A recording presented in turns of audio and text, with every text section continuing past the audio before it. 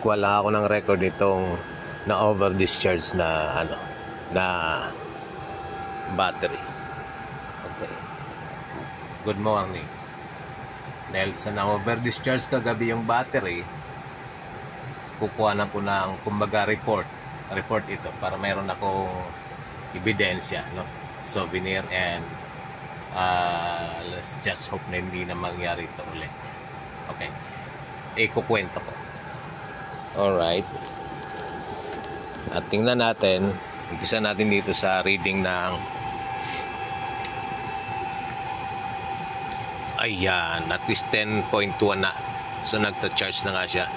Ito kanina ay 9.4. So napatay ko lahat yung mga nakakapagpa-discharge pa.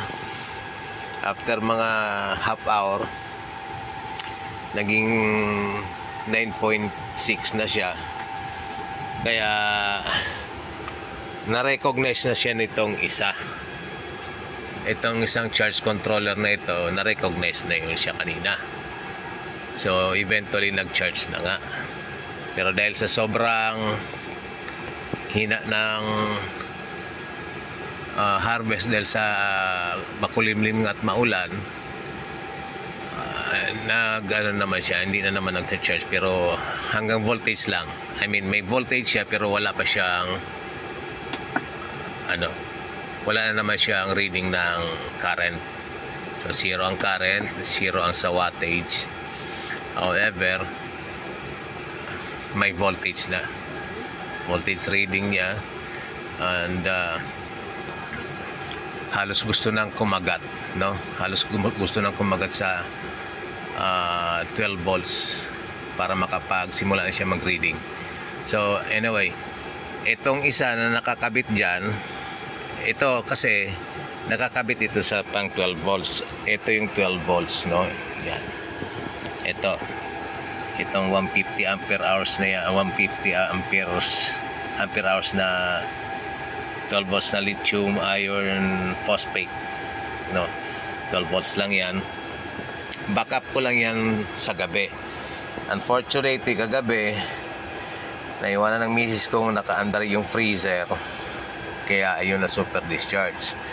And pinapatay ko lahat ng mga ilaw na ginagamit pa dito sa baterya na to.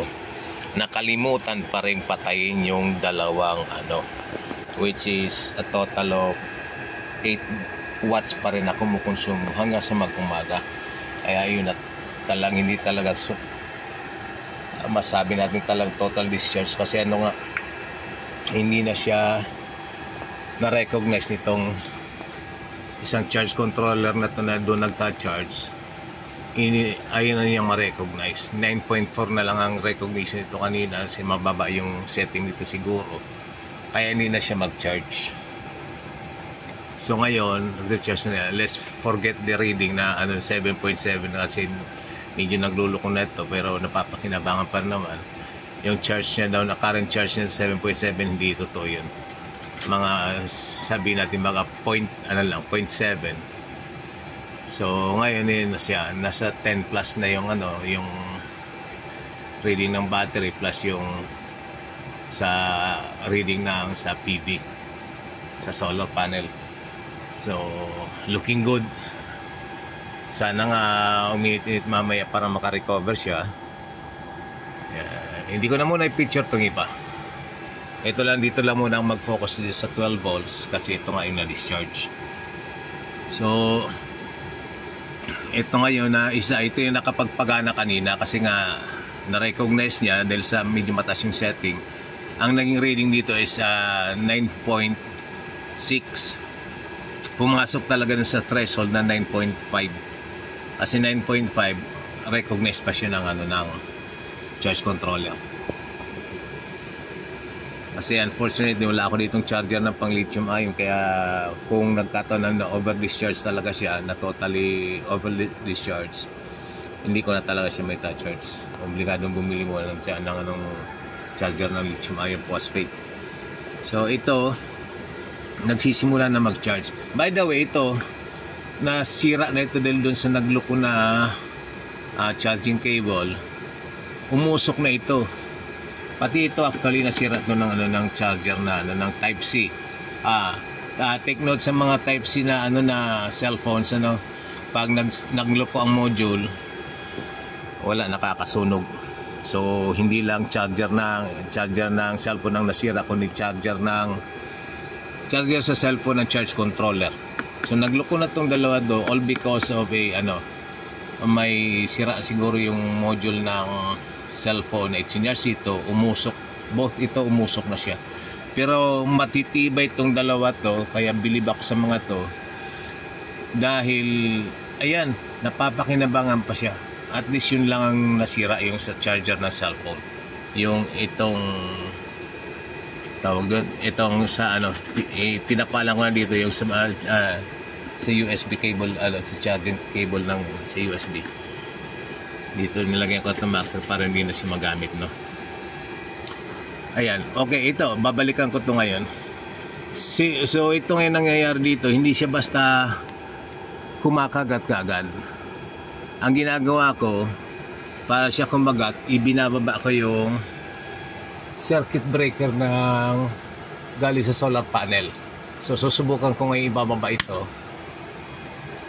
Ayun, so makita natin dito.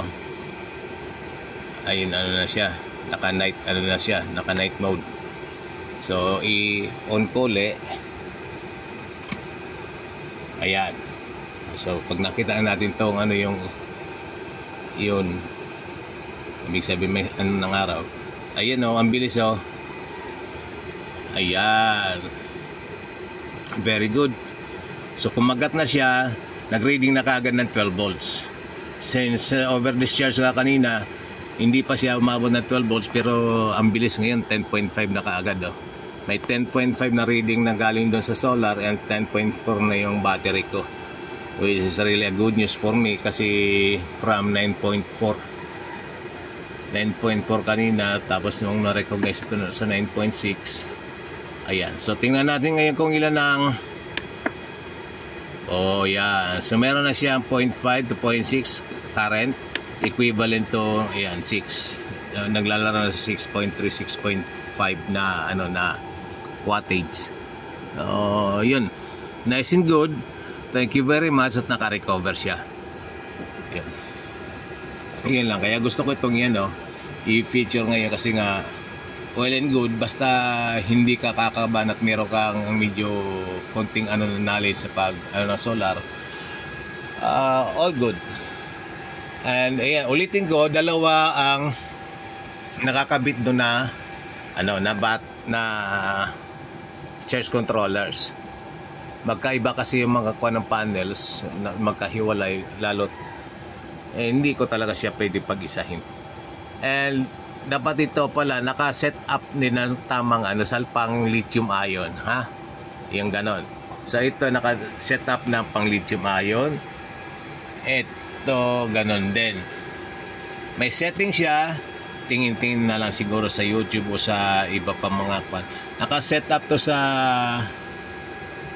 nakalimutan ko na, basta I think pinanood ko lang sa YouTube noon kaya ko yung setting dito, ayoko na kalikutin pa ulit, medyo nakalimutan ko na. So importante na nakaset up siya sa pang lithium ion, hindi yung pang pang gel type, pang lead acid, Anyway, ang pinaka ko lang na maalala ko lang is pag lithium ion, yun na kasama rin pati yung lithium ion phosphate. Alright. So babalikan ko itong reading inverter kung ilan na siya ngayon. I think dito kasi sinimulan kanina. Tingnan natin kung nag-charge na siya kahit paano. There you go.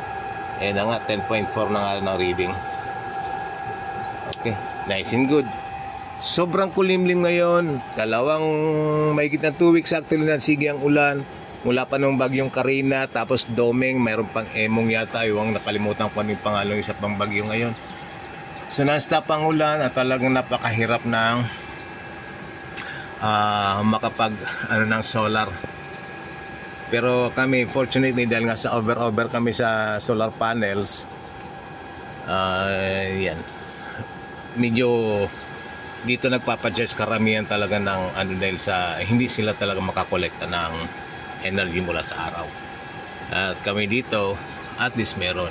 So tingnan ko nga itong isa, ito pang 24 ba, hindi mabasa dahil sa nakakasilaw. Makita ba? Wala, kakasilaw ba? Itong isa, silaw din, hindi makita. Anyway, ang reading nitong isa is naka 23 watts na. Itong isa ay meron ng 28 watts. Ito, ang tinatawag namin pang main, ito papunta ito sa 400 ampere hours na battery. Ito naman pang 100 ampere hours at 200 ampere hours ng battery, 24 volt system. Ito naman 100 ampere hours, 24 volt systems. So ituloy ko na nga ang feature, no? Ito kasing ginagamit namin, may dalawang circuit breaker. Hindi ko siya mapagsabay na pagbalik ta rin, pero ito na lang ang ginagawa kong pinagpapalit-palit ko. So right now nasa to, yung backup lang namin to dahil sobrang hina nga ng hindi ko pa magamit yung pang main. Ito pang backup namin hanggang ngayon, yung pang gumagana, pang gabi lang ito. Pero looking good. 24 volts na backup ng 100 ampere hours na lithium ion. Ang namin yung itong malalaki. Ayan, itong malalaki na to. Ayan ang pang main namin, mga lead acid lang yan, no? Yung gel type na lead acid. Yan ang pang 24 volts namin na at bali 400 ampere hours. So susubukan ko lang para makita dito, no? Baka may pakita natin. Hindi naman siguro kung magtagal siyang i-on ko tong isa. Off ko tong isa. Ayan, ito ang reading nung sa main namin na mababa siya pero okay na nga yan eh. So makasupport na yan doon sa mga ilaw-ilaw, pinapaandar na na dalawang wifi and may mga pinapa-charge. Alright, so okay na yan kahit hindi ko na ibalik nun sa backup. Yung backup na yon ipapa-charge ko na yan siya maghapon, and then mamaya yun ang magiging ina-alternate ko yung gamit ng kung pwede ko mapaandar yung freezer, at least freezer kahit hindi na yung ref. Yun ang ina-alternate ko para makapagpaandar siya, makapagpayelo. Pag mahina na yung ito, lilipat ko dun sa secondary, sa backup. So yun, I don't know kung medyo naintindihan yung kwento ko. Mukhang ang hirap yata yung mga explanations, but anyway, yun lang, naisingit ko lang kasi yun, which may video na rin pala ako doon noon pa na sana nga napanood nyo paano ko ginawa ng ito nga yung manual switch ng aking 24 volts na na system na iisa lang ang inverter. So ito lang naman pinaka main feature ko ngayon, yung 12 volts na over discharge kanina, and so far ngayon naka 10.8 na siya, looking good. Tingnan natin kung ilan lang wow, meron siyang 1.1 amperes, which is equivalent to 12.5 na. Nagano na siya ng megit sa 12 volts. Sa 12 watts. Nakakakarga na siya na megit sa 12 watts na na karga. Since wala na itong ginagamit na kahit anong load, makaka-recover na ito siya. Alright. Okay, so yun lang. And pakita ko muna mukha ko. Ayan. Okay. Yan na yun. Maraming salamat.